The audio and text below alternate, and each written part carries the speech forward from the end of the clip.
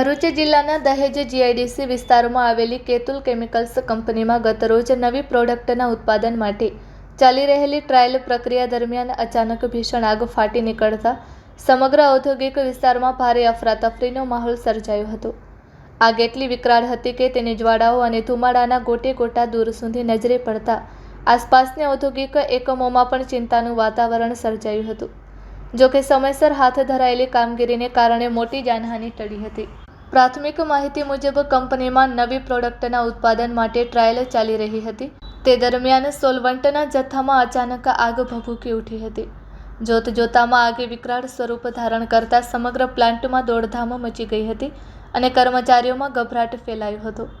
ઘટનાની જાણ થતાં જ ફાયર વિભાગની 3 ફાયર ફાઇટર ટીમો તાત્કાલિક ઘટના સ્થળે પહોંચી હતી।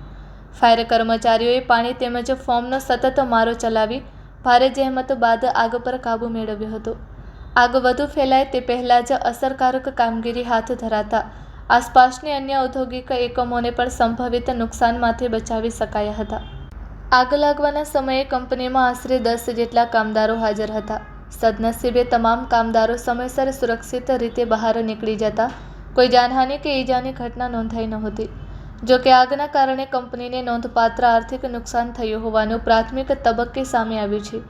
ઘટનાની ગંભીરતાને ધ્યાનમાં રાખીને ઇન્ડસ્ટ્રીયલ સેફ્ટી એન્ડ હેલ્થ વિભાગે તપાસ શરૂ કરી છે। પ્રાથમિક અનુમાન મુજબ ટ્રાયલ પ્રક્રિયા દરમિયાન સોલવન્ટમાં આગ લાગવાથી ઘટના બની હોવાની શક્યતા વ્યક્ત કરવામાં આવી રહી છે। જો કે આગ લાગવાનું ચોક્કસ કારણ તપાસ પૂર્ણ થયા બાદ જ અધિકૃત રીતે જાહેર કરવામાં આવશે। તપાસ અહેવાલ બાદ આગના વાસ્તવિક કારણો અને જવાબદારી અંગે વધુ વિગતો બહાર આવવાની શક્યતા છે।